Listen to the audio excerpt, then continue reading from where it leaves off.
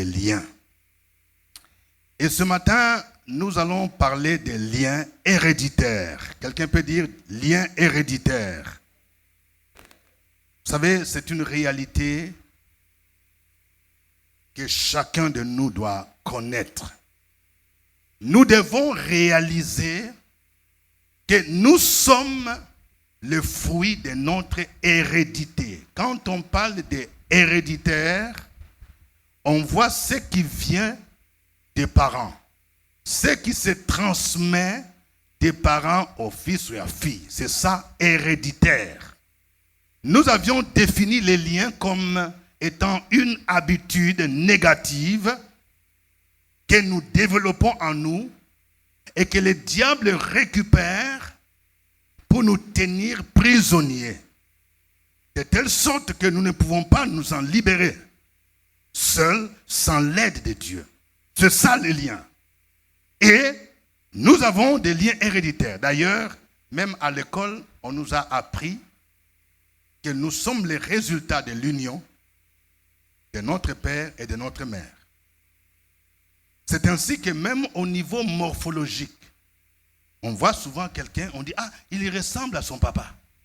On dit que les joues là, c'est les joues de sa maman. On dit que les mains, c'est les mains de son papa. C'est-à-dire, il y a une combinaison. En biologie, on parle de génotype. Il y a des gènes qui viennent de la maman, du papa, et parfois même des arrière-grands-pères. Nous héritons de nos parents. Non seulement la morphologie, mais nous héritons également même certains caractères. On connaît souvent des gens dont on dit, ah, lui là, il se fâche comme son père. C'est son père qui était comme ça. Elle là, elle aime palabre, c'est comme sa grand-mère. Donc, il s'agit de choses héréditaires. Donc, il y a des habitudes positives que nous héritons de nos parents, tout comme il y en a des habitudes négatives, que nous allons parler des liens. Il y a même des maladies qui se transmettent de père à fils ou de mère à fille.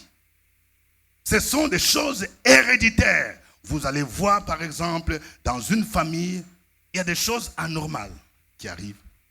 Les mariages sont difficiles. Les gens ne dépassent jamais 10 ans. Vous allez voir, si on arrive à 10 ans, divorce, divorce, divorce. Si on remonte, on va voir que c'était la même chose depuis les grands-pères, les grands-parents. Et ça se répercute. Et nous devons être conscients. Quand nous remarquons quelque chose qui se généralise comme ça dans la famille, nous parlons des liens héréditaires. Et nous allons voir comment ces choses peuvent se briser dans le puissant nom de Jésus-Christ. Alors, nous allons pendant les 2 dimanches développer ce thème parce qu'il est très vaste. Nous allons voir les choses qui influencent négativement notre hérédité. Nous allons voir 4. Nous allons voir d'abord, il y a des péchés des parents qui se répercutent sur nous en tant qu'enfants. Et nous allons voir, Bible à l'appui, comment ça se passe. Nous verrons également, aussi après le péché, nous allons parler également des malédictions. Il y a des malédictions que nos parents ou nos grands-parents ont prononcées sur nous qui peuvent avoir des effets. Et nous allons voir dans la Bible. Nous allons étayer ce que nous voulons dire. Et la troisième chose, nous allons parler du nom. Vous savez, la nomination est une programmation. Très souvent, dans nos tribus en Afrique, on attribue des noms qu'on donne aux enfants. Souvent, on entend, j'ai demandé à quelqu'un, ton nom signifie quoi? Il y a des noms qui signifient un nom méchant. Donc, en te donnant ces noms, on te transmet quelque chose. Le nom influence la vie et l'avenir de quelqu'un. Il y a des noms qui sont des noms négatifs. Et on va voir aussi ce que la Bible dit. Et enfin, nous allons parler des autels de famille. Il y a des autels qui sont des lieux d'invocation des divinités. Pour certaines familles, ces autels sont des endroits visibles Mais pour d'autres, ce ne sont pas des endroits visibles. À partir de la famille qu'on prononce, où on détient toute la famille. Mais ce matin, nous allons parler d'abord des péchés de nos parents et de la malédiction. Les péchés de nos parents. Comment les péchés de nos parents ou de nos grands-parents influencent notre vie. Et nous allons lire un passage important que nous connaissons, Exode 20, 5 à 6. Exode, c'est le deuxième livre dans l'Ancien Testament après la Genèse. Exode 20, versets 5 à 6. Ici, nous sommes en train de lire les décalogues ou les 10 commandements. Exode 20, 5 à 6 dit ceci dans la version Louis II. Tu ne te prosterneras point devant elles et tu ne les serviras point. Car moi, l'Éternel, ton Dieu, je suis un Dieu jaloux qui punit l'iniquité des pères sur les enfants jusqu'à la 3e et la 4e génération de ceux qui me haïssent. Et qui fait miséricorde jusqu'à 1000 générations à ceux qui m'aiment et qui gardent mes commandements. Vous entendez ce que la Bible dit? Dieu est en train de parler particulièrement du péché d'idolâtrie. L'idolâtrie, c'est le fait d'adorer des idoles, de se tourner vers d'autres dieux. Par exemple, que les gens font dans nos familles, aller invoquer d'autres divinités, les dieux des eaux, les dieux des montagnes, offrir des libations aux ancêtres, offrir des sacrifices. Ce sont des péchés d'idolâtrie. Il y a des gens dans les familles qui ont des totems. On ne peut pas manger telle viande, on ne peut pas manger. Et tout le monde observe. Tout ça, ce sont des péchés de l'idolâtrie. Dieu a dit, tu n'auras point d'autre Dieu devant ma face. Et ici, il dit, tu ne te prosterneras point devant des idoles, les images taillées. Et ici, Dieu dit, ces péchés-là, ça irrite tellement le Créateur, qui est un Dieu jaloux, on appelle en hébreu Elkana, qu'il punit ces péchés-là jusqu'à la 3e à la 4e génération. Ça veut dire quoi? Si ton grand-père ou ton arrière-grand-père a été un sorcier, un idolâtre, chef du village, parce qu'il faut qu'on se le dise, hein. Souvent, il y a des gens qui sont fiers. Je suis de la famille royale. Mon papa, il est chef. Frères et sœurs, en Afrique, là, quand tu es de la famille royale, ne sois pas fier d'elle. Parce que nous savons tous, nous voyons l'intronisation du roi. Les cérémonies qui se font là. Ça n'honore pas le Seigneur. Et ces cérémonies, parfois, ça engage la famille. C'est pourquoi ne soyez pas étonnés de voir quelqu'un quand on l'a intronisé comme roi. Vous allez voir des phénomènes anormaux au niveau de la famille. Peut-être en faisant cela, il a livré les diplômes des enfants. Ou bien il a livré les mariages. Certains le font inconsciemment, d'autres consciemment. Dieu dit, ce péché-là, il punit jusqu'à la 3e. On peut voir donc les répercussions au niveau des enfants, des petits-enfants, des arrière-petits-enfants, jusqu'à la 3e à la 4e génération. Pour ceux qui me haïssent. Mais attention, ce passage ne se limite pas là. Parce qu'il y a des gens qui peuvent dire, ah, mais moi j'ai fait quoi? Mais le verset 6 ajoute, qui fait miséricorde jusqu'à 1000 générations. À ceux qui m'aiment et qui gardent mes commandements. Vous voyez? Ça veut dire que même si mes parents ont adoré des idoles, ont pratiqué le mysticisme, la sorcellerie, moi je peux changer les choses dans la mesure où moi j'ai choisi de donner ma vie à Jésus et surtout d'obéir à ses commandements. À partir de moi, ces malédictions peuvent s'arrêter. Et maintenant, à partir de moi, si j'obéis au Seigneur, maintenant, Dieu va faire quoi? Miséricorde. Jusqu'à combien de générations? Jusqu'à 1000.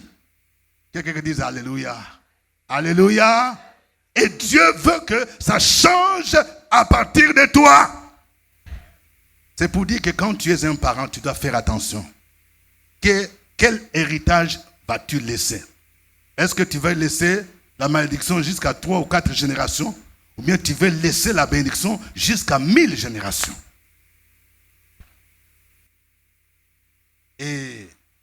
Il y a encore d'autres passages. Ézéchiel 18, versets 2 à 4. Ézéchiel 18, versets 2 à 4 dit, « La parole de l'Éternel me fut adressée en ces mots. Pourquoi dites-vous ces proverbes dans le pays d'Israël? Les pères ont mangé des raisins verts et les dents des enfants ont été agacées.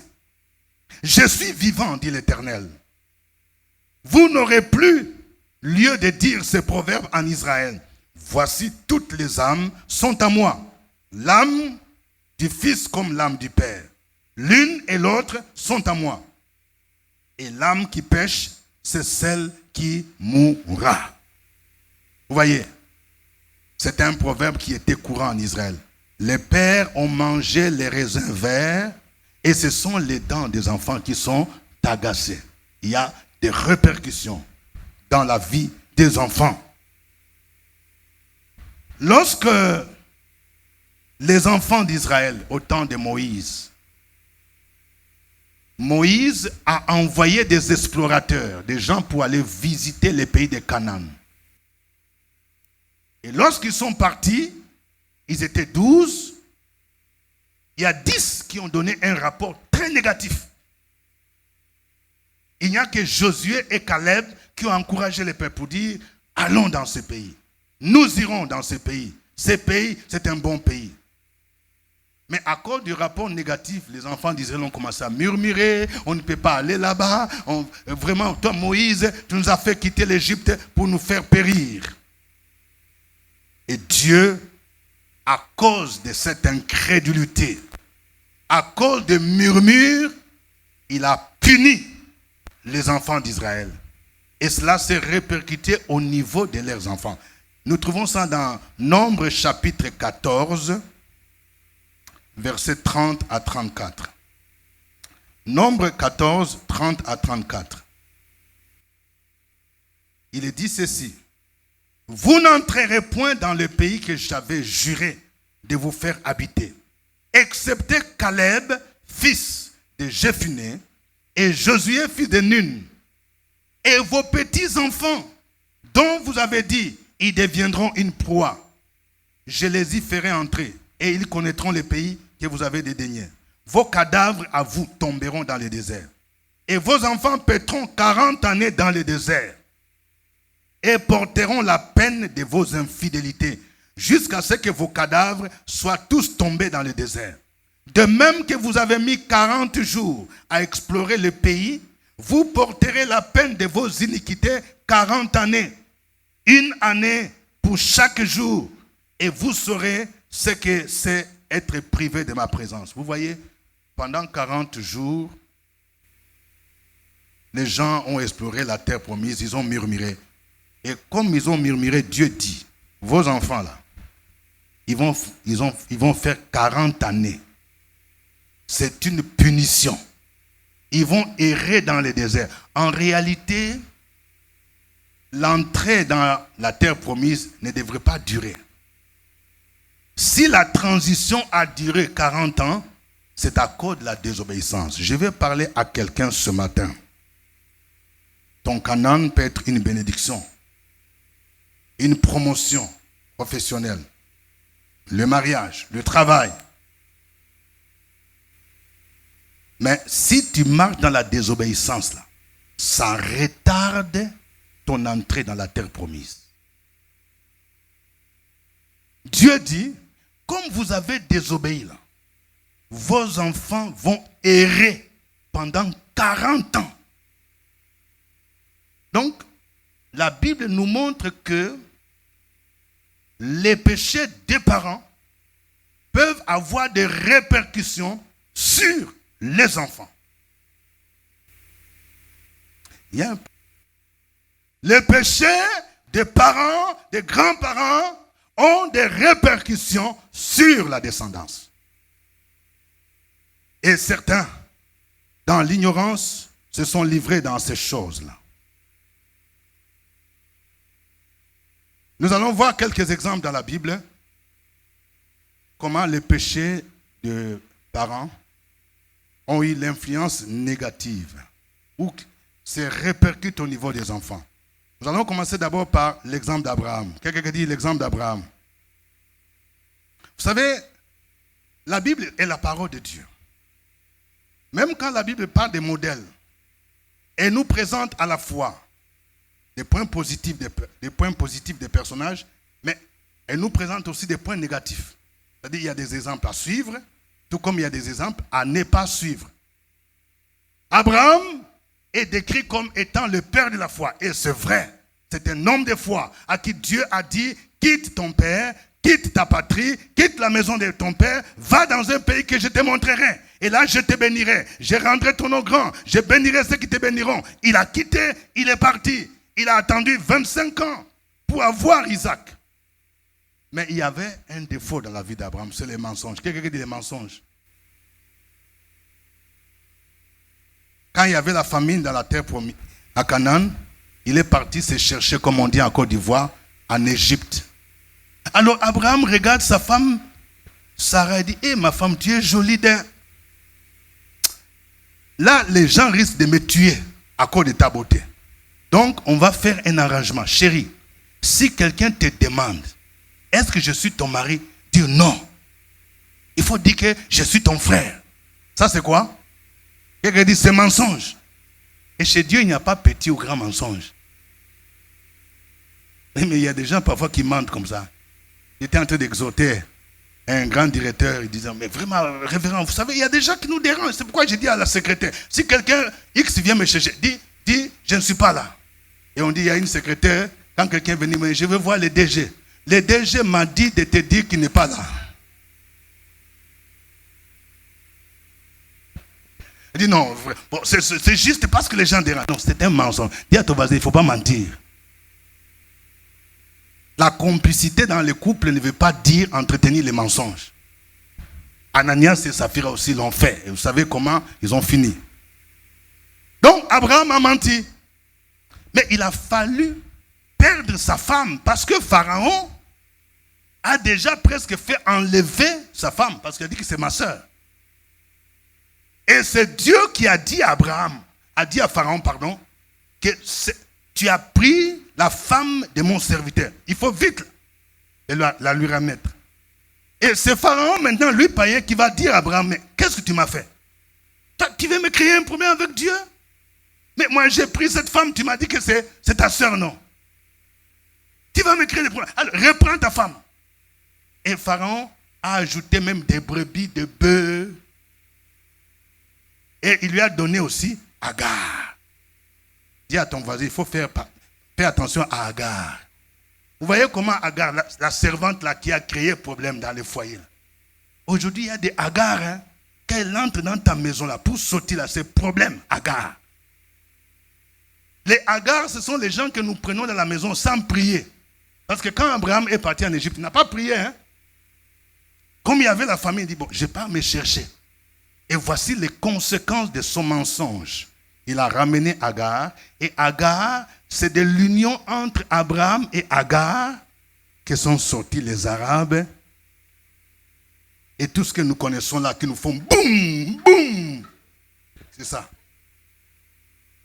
Aujourd'hui, toutes les grandes puissances sont en train de combattre, ils ne peuvent pas. On parle de voitures piégées, voitures béliers. Tout ça, c'est Agar qui nous a amené ça. Dis à ton voisin, fais attention à Agar. Alors, ça, c'est le mensonge d'Abraham. Quand il a menti, Isaac n'était même pas encore né. Mais curieusement, vous allez voir son fils Isaac, qui va épouser Rebecca. Il va aussi faire la même chose. Donc, ça s'est transmis de son père à lui. Il va aussi mentir. Il était dans un pays, on appelle les Philistins. Il y avait un roi appelé Abimelech. Abimelech voulait aussi de sa femme.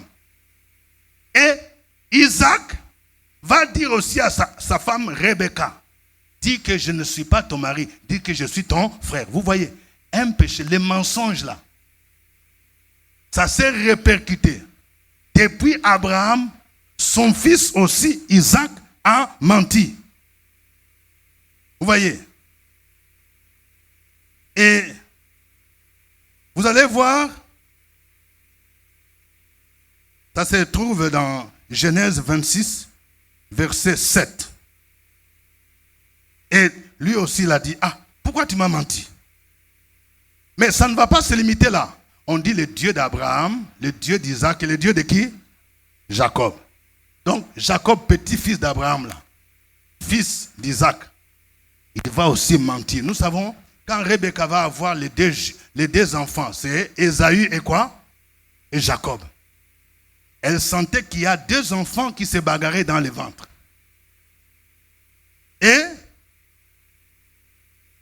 celui qui était comme l'héritier là, c'est le grand. C'était qui? Ésaü. Mais Rebecca va dire à Jacob, là, quand leur papa sera vieux, vous dites non, non, non, quand ton papa là, parce que j'ai entendu que ton papa veut donner l'héritage, veut bénir Ésaü.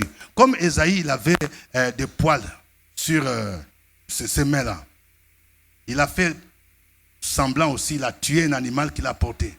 Parce que les yeux d'Isaac ne pouvaient plus voir. Alors il est venu. Quand l'autre est parti prendre le gibier, c'est Isaac qui est venu avec ruse, avec mensonge, pour que son papa le bénisse. Et puis, le papa dit, est-ce que c'est toi mon fils, Ésaü? Et puis Jacob dit, oui, c'est moi, papa. Le papa dit, attends, je vais te toucher. Il a touché. Il a dit, les mains là, ça ressemble aux mains d'Ésaü. Mais quand j'entends la voix là, c'est la voix de Jacob. Il dit, non, c'est moi, papa. Et ton papa l'a béni. Ça c'est quoi? C'est un mensonge. Donc, vous voyez ce qui se passe dans cette famille-là. Donc, le mensonge est un lien héréditaire. On a vu dans la vie d'Abraham, on a vu dans la vie d'Isaac, on voit encore dans Jacob. Il a menti, il a eu le droit d'aînesse. Mais ça ne va pas s'arrêter là. La Bible dit que ce que tu sèmes, c'est ce que tu vas moissonner. Quand maintenant il va chercher une femme là, il va partir chez lui en Mésopotamie, selon l'instruction de son père, chez son oncle Laban. Laban avait deux filles, c'est qui? Léa et puis Rachel. Lui, Jacob, il va aimer qui? C'est Rachel. Et le beau-père lui dit, bon, c'est Rachel que tu aimes là. Bon, je nous la dot là. Tu vas travailler pendant 7 ans. Et après de 7 années, je vais te donner ta femme. Il a travaillé pendant 7 ans. Ce n'est pas 7 mois. Mais les jours de son jour là, je ne sais pas comment il n'a pas regardé. C'est pourquoi je demande, quand on bénit, il faut bien regarder. Au lieu de Rebecca, de Rachel, on lui a donné qui? Léa. C'est le matin, quand il se réveille comme ça, il voit que c'est Léa. Il dit à son beau-père, mais pourquoi tu as menti? C'est le mensonge que lui aussi. C'est comme si une fois tu dis, mais toi aussi là, bénédiction que tu as là, comment tu as eu? Toi, de ne sais pas, ruse et mensonge. Donc les mensonges là te rattrapent. Dis à ton voisin, fais attention à ce que tu sèmes aujourd'hui. On lui a demandé encore de travailler encore 7 autres années. Ça fait combien d'années? 7 plus 7? 14. Donc, le mensonge dans la famille d'Abraham est devenu quelque chose d'héréditaire. D'héréditaire. Et vous allez voir que ça ne va pas se limiter là, ça va continuer.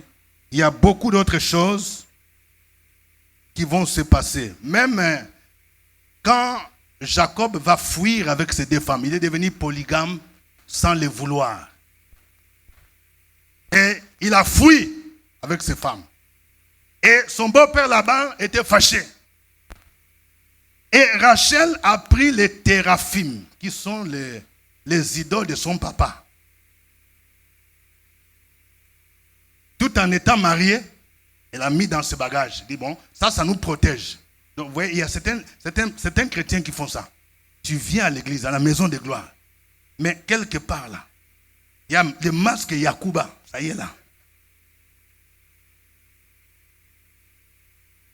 C'est ça que Rachel a fait. Hein?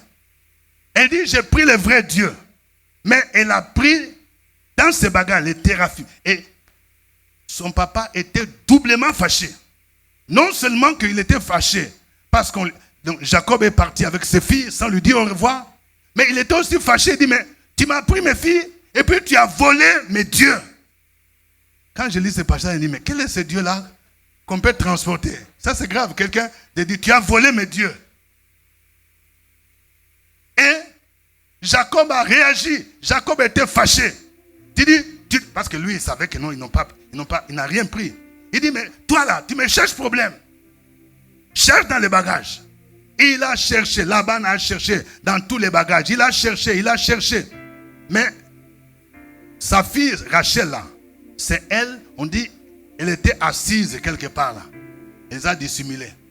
Quand on est arrivé, on dit, Rachel, est-ce que tu peux te lever? Il dit, non, je suis dans les périodes où des femmes là. Ça c'est quoi? Mensonge. Vous voyez comment le mensonge dans la famille d'Abraham, c'est héréditaire.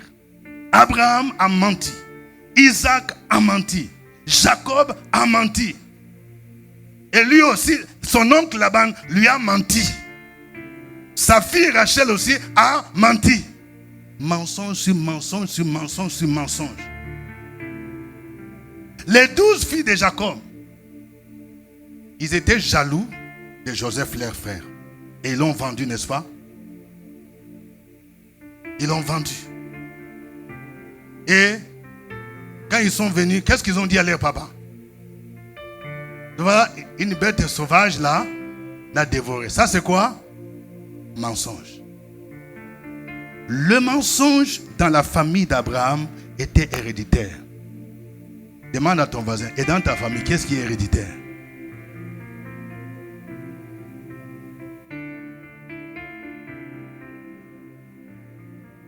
Mais au-delà de ces péchés-là, vous allez remarquer que dans leur famille, la stérilité était presque héréditaire.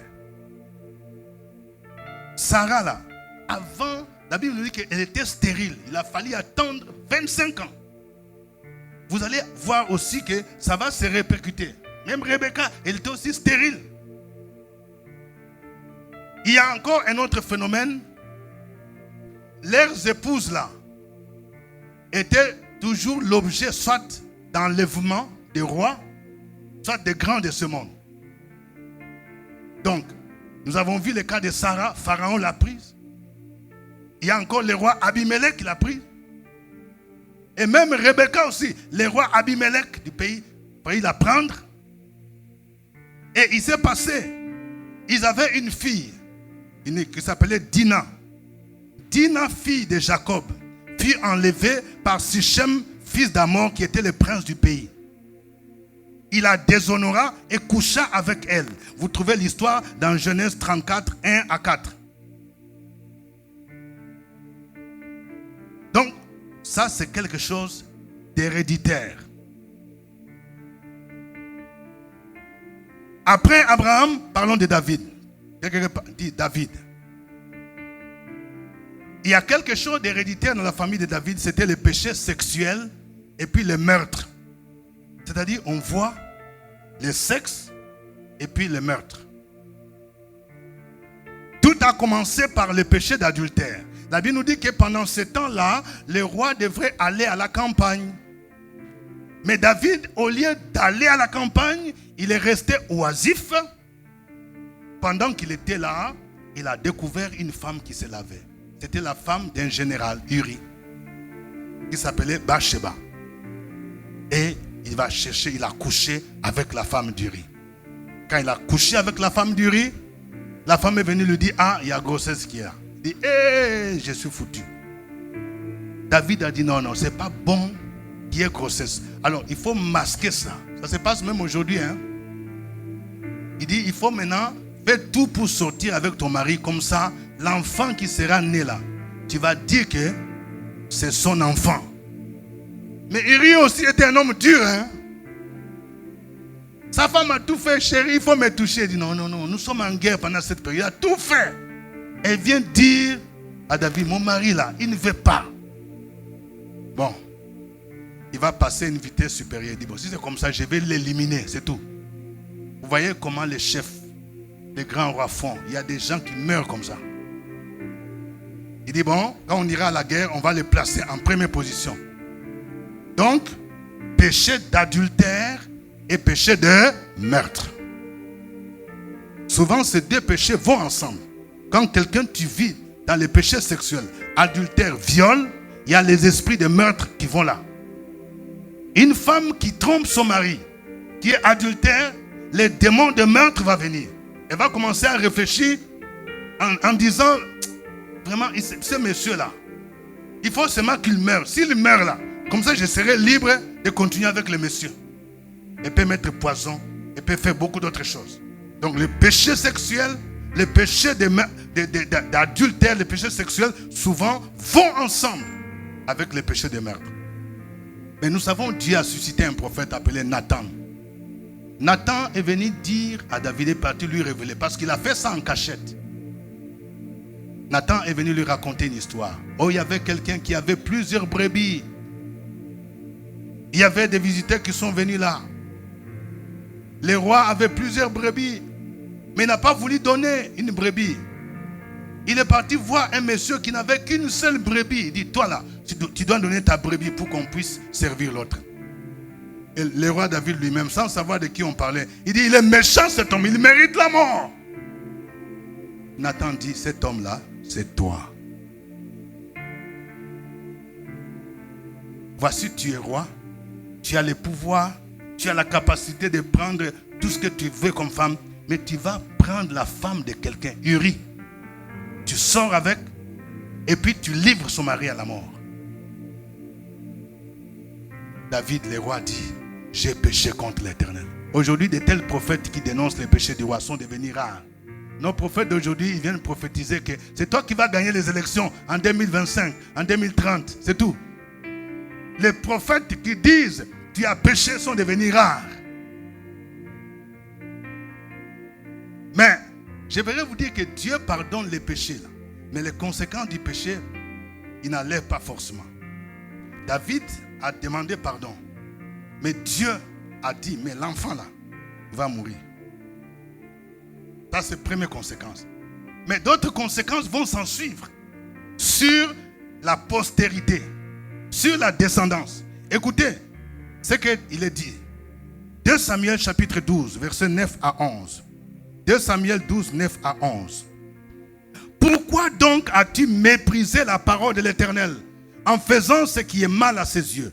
Tu as frappé de l'épée Uri, le Héthien. Tu as pris sa femme pour en faire ta femme. Et lui, tu l'as tué par l'épée des fils d'Ammon. Maintenant, l'épée ne s'éloignera jamais de ta maison parce que tu m'as méprisé. Et parce que tu as pris la femme d'Uri, le Héthien, pour en faire ta femme. Ainsi parle l'Éternel. Voici, je vais faire sortir de ta maison le malheur contre toi. Et je vais prendre sous tes yeux tes propres femmes pour les donner à un autre qui couchera avec elles à la vue de ce soleil. Et vous voyez, ça va se répercuter au niveau de ses enfants. Ammon, l'un des fils de David, a violé sa demi-sœur qui s'appelait Tamar. Vous voyez comment ça commence? La petite sœur d'Absalom. Vous trouvez ça dans 2 Samuel 13, 10 à 13. Et pour venger sa sœur, Absalom tua Ammon, son frère. Vous voyez le meurtre. C'est la conséquence du péché de David. Dieu lui a dit, comme tu as tué là, l'épée ne va pas s'éloigner dans ta maison. Donc Absalom, fils de David, tua son frère, son demi-frère Ammon, son frère. 2 Samuel 13, 28. Quelque temps après, Absalom se révolta contre son père David et coucha avec ses concubines sur les toits de la maison royale où l'iniquité de David avait commencé, au vu et au su de tous les peuples de Jérusalem. Vous trouvez ça dans 2 Samuel 16, 21 à 22. Joab, qui fut le chef d'état-major de David, tua Absalom, le fils de David, et sa troupe dans la bataille. Salomon, qui hérita le trône de David, son père, il a tué Adonijah, son frère, prétendant au trône. Vous voyez le meurtre C'est les conséquences. Ça vient de David. Péché sexuel, meurtre. Et on voit dans toute la famille. Péché sexuel, meurtre. Les enfants s'entretuent entre eux. C'est l'hérédité. Les choses qui viennent des parents et des grands-parents.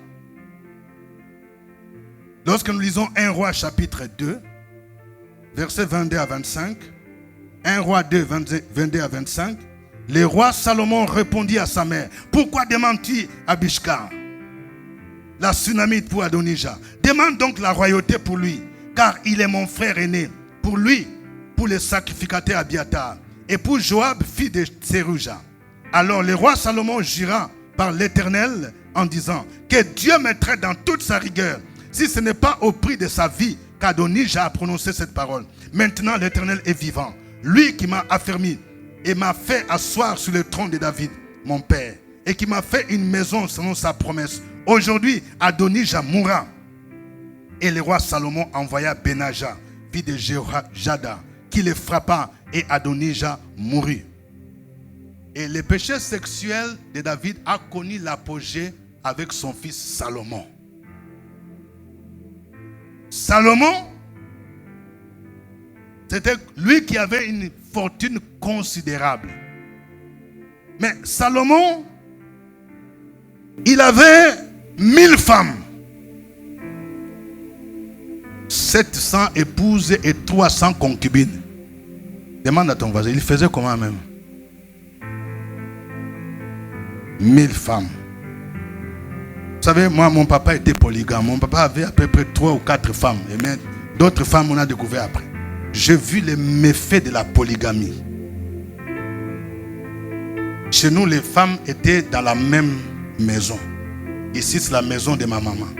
Ici, il y a une autre. Ici, il y a une autre. Je me souviens, il y a une femme qui n'avait pas d'enfant. Et quand ma maman était avec un de mes petits frères, elle est passée, cette femme-là, elle est passée avec un couteau. Elle était en train de lamer le couteau. Et puis elle passait comme si elle va aller arriver là. Il devait poignarder l'enfant. Et maman a barré comme ça. Il était blessé. Ils se sont partagés les jours. Le lundi, c'est pour toi. Lundi, mardi. Mercredi, jeudi, c'est pour toi. Le mari vient chez toi, dormir chez toi. Donc, vendredi, samedi, chez toi. Maintenant, souvent, quand il y a palabre là, il peut faire palabre la nuit avec quelqu'un. Oh, tout ça. Et le papa sort. Et quand quelqu'un entend comme ça, il ouvre la porte. Et l'autre dit, c'est mon tour. Pourquoi tu as ouvert la porte? Tu es mauvaise, toi. Je me suis dit, Seigneur, épargne-nous de ces choses. Heureusement, quand je rencontrais Jésus, il m'a libéré. Et il a libéré mes frères et sœurs, pour que plus jamais quelqu'un n'hérite la polygamie. Parce que la Bible dit, l'homme quittera son père et sa mère et s'attachera à ses femmes, à sa femme. Dans la vision de Dieu, c'est le mariage monogamique. Un homme et une femme. Mais Salomon là, et nous savons à cause de ça, Salomon a commencé à adorer d'autres divinités. Chaque femme avait son Dieu. Donc chaque femme venait, chérie, toi tu n'as pas encore adoré mon Dieu. Non, attends. Il faut venir, non. Donc, Salomon, il s'est détourné de l'Éternel, le vrai Dieu, pour satisfaire les femmes. Chaque femme avait son Dieu. Vous voyez les conséquences de l'idolâtrie, les conséquences de l'hérédité. Et Dieu a dit à Salomon, comme tu as fait ça, je vais diviser les royaumes après toi. C'est ainsi que, après Salomon, il y aura ce qu'on appelle Roboam et Jéroboam. Les 12 tribus vont être divisées en deux. Les 2 tribus du sud vont porter le nom de Juda, avec Jérusalem pour capitale. Et les 10 tribus du nord vont porter le nom d'Israël, avec Samarie comme capitale. Ça, c'est la conséquence même du péché. Frères et sœurs, je suis en train de vous enseigner sur les péchés héréditaires, afin que nous soyons conscients. Si vous vous rendez compte que vous avez hérité quelque chose de négatif, nous allons prier pour que cela soit brisé et que vous soyez libérés. La Bible déclare, si donc le Fils vous a franchi, vous serez réellement libres. Nous allons terminer ce matin avec la malédiction. Je disais qu'il y a non seulement les péchés qui peut avoir des répercussions, mais il y a aussi les malédictions que les parents peuvent prononcer sur nos vies, qui peuvent avoir des répercussions négatives. Des répercussions négatives sur notre vie. Voyons la malédiction de Noé. Vous savez, Noé était un homme juste. Genèse 9, 20 à 27. Genèse 9, 20 à 27 dit, Noé commença à cultiver la terre et planta de la vigne. Il but du vin, s'enivra et se découvrit au milieu de sa tente. Cam, père de Canaan, vit la nudité de son père et il les rapporta dehors à ses deux frères. Alors Sem et Japheth prirent le manteau, le mirent sur leurs épaules, marchèrent en reculant et couvrirent la nudité de leur père. Comme leur visage était détourné, ils ne virent point la nudité de leur père. Lorsque Noé se réveilla de son vin, il apprit ce que lui avait fait son fils cadet. Et il dit, maudit soit Canaan, qu'il soit l'esclave des esclaves de ses frères. Il dit encore, béni soit l'Éternel, Dieu de Sem, et que Canaan soit leur esclave. Que Dieu étende les possessions de Japheth, qu'il habite dans les tentes de Sem, et Canaan soit leur esclave. Amen. Alors, ce passage, beaucoup d'Africains en parlent. Noé, il cultivait la terre, il a bu du vin. Dis à ton voisin, fais attention avec le vin. Dis-lui, il faut faire attention avec le vin. Vous savez, la Bible nous dit, ne vous enivrez pas de vin. Mais quand moi, je suis un responsable, je suis pasteur, je suis consacré, pourquoi je dois prendre même un verre? La Bible dit, tout m'est permis, mais tout n'est pas utile. Parce que tu peux scandaliser quelqu'un. Imaginez-vous, vous me trouvez en train de prendre bière, en train de prendre champagne, après de prendre whisky. Et donc les pasteurs aussi boivent. Je scandalise. Tout ce qui scandalise les autres, là, il faut laisser. Dis à ton voisin, il faut laisser. Bon, peut-être Noé, il commençait un peu, il prenait un peu. Bon, il prend, comme on cultive le vin. Le vin à table là, vous voyez, c'est bon, hein. Mais un jour, il a pris un verre, et puis deux, et puis trois. Et puis Noé a commencé à faire comme ça. Oh les enfants, l'Éternel est Dieu tout-puissant. Et il est laissé nu. C'est pourquoi la Bible nous dit, ne vous enivrez pas de vin. Parce que vous n'allez pas vous contrôler. Vous allez poser des actes qui vont faire que vous déshonorez votre vie. Et parfois c'est difficile. Imaginez-vous, vous restez nu. Tous les quartiers vont dire, c'est le papa là. Vous demandez pardon à Dieu, Seigneur pardonne-moi. Dieu te pardonne. Mais tous les quartiers là, c'est ce papa là qui est resté nu. Ça va rester. Même quand tu vas évangéliser, venez à l'église à la maison de quoi? C'est le papa là qui était nu ce jour-là. Noé est resté nu. Et son fils Cam, il a découvert la nudité. Il a raconté.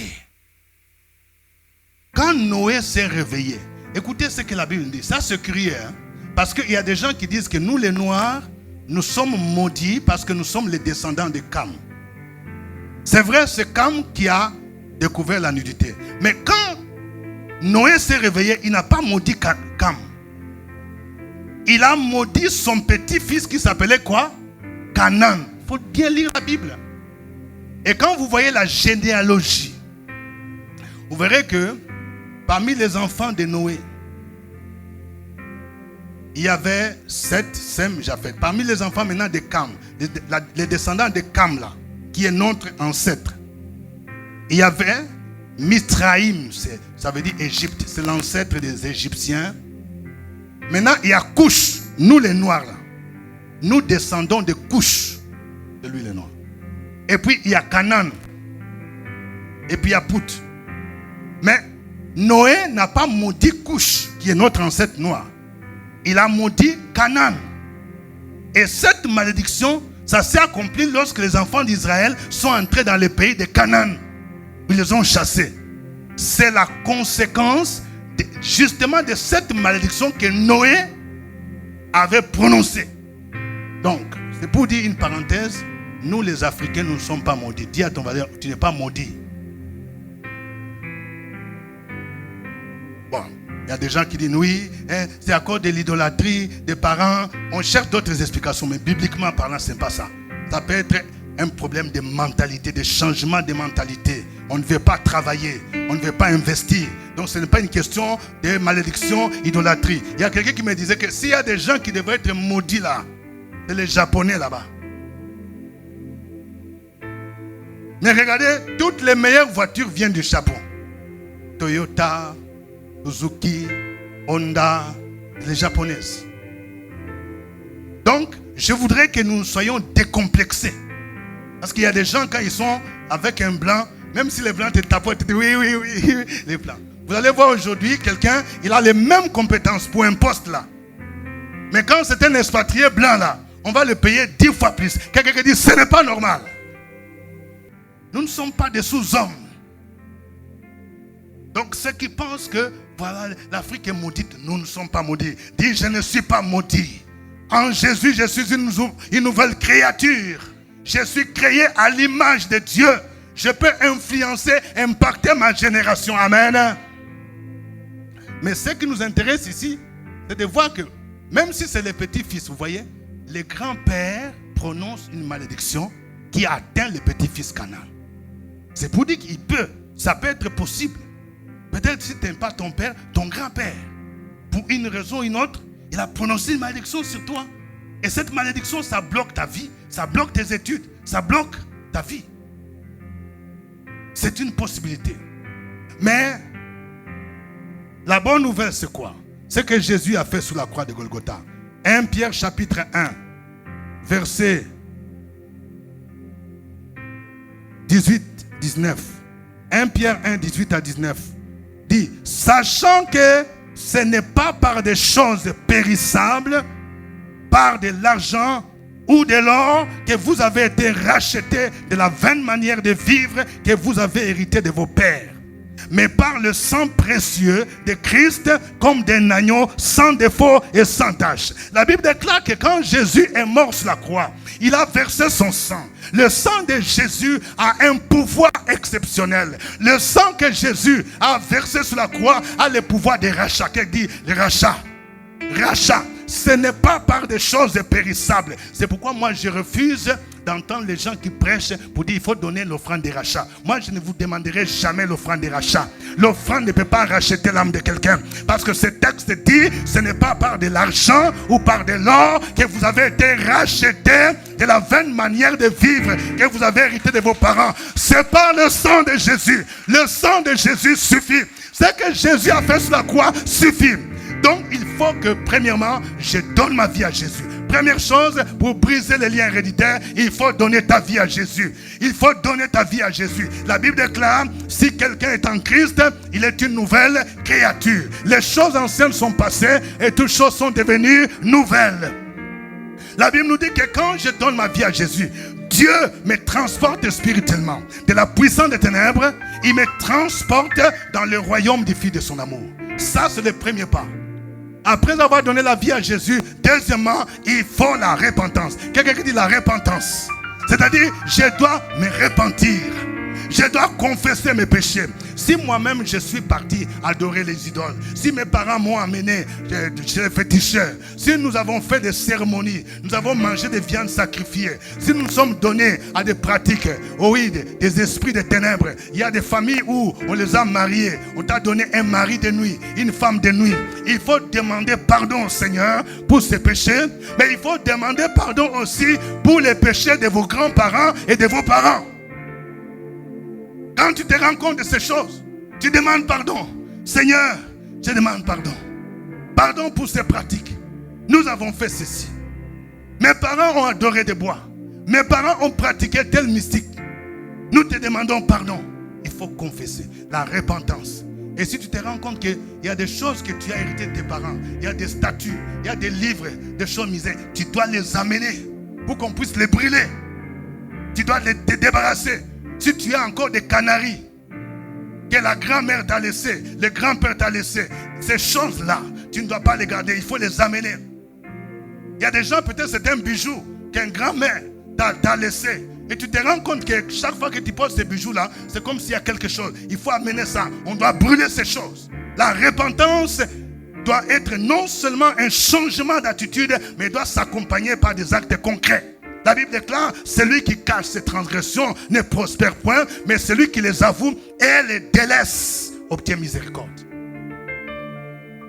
Tu ne peux pas dire que tu es chrétien et tu continues à garder des fétiches de tes grands-parents. Tu dis non, nous sommes les Baoulés, oui, nous sommes des Dida, c'est comme ça. On n'a plus besoin de ces choses. Il faut de la repentance. Troisième chose, il faut faire le renoncement. Quelqu'un dit renoncement. Le renoncement, c'est le fait de déclarer que moi, tu cites ton nom, je renonce à tout ce que j'ai hérité de mes parents, tout ce qui est négatif. Si tes parents ont pratiqué le fétichisme, la sorcellerie, tu dis moi je renonce. Je renonce. S'ils ont signé un pacte d'engagement, par exemple ils ont livré les études, ils ont livré les mariages, parce que vous êtes dans la famille royale et ça a eu des répercussions. Tu dois faire une prière de renonciation. Tu dis, moi je renonce à ce pacte-là.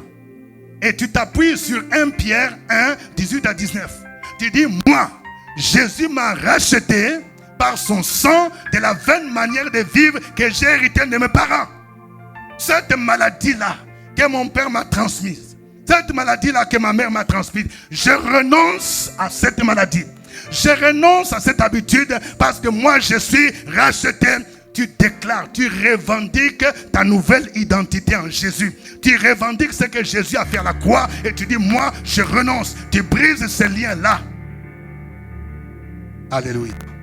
Jésus nous a rachetés de la vaine manière de vivre hérité de nos parents. Ce matin, ici et maintenant, le Seigneur veut briser les chaînes de quelqu'un. Ici maintenant, le Seigneur veut briser les chaînes héréditaires. Qu'est-ce que tu as hérité de ton père? Qu'est-ce que tu as hérité de ta mère de négatif? Parce que tu as hérité peut-être le divorce. Peut-être dans votre famille, les gens se suicident. Il y a souvent cette tendance-là. Jésus te dit, il t'a racheté. Ce n'est pas normal que tu continues dans cette vie-là. Il veut te libérer. La Bible nous dit, si donc le Fils vous a franchi, vous êtes réellement libre. Il y a puissance dans le nom de Jésus.